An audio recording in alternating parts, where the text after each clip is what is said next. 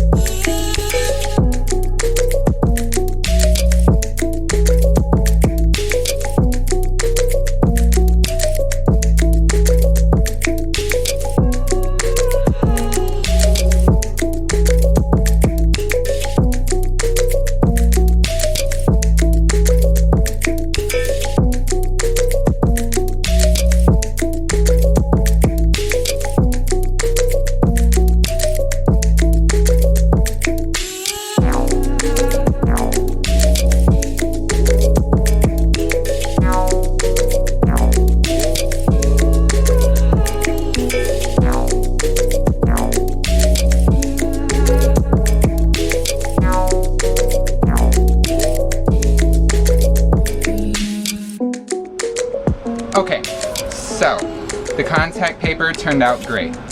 Also put contact paper on the step down, which is not actually a step, that just hides the cables.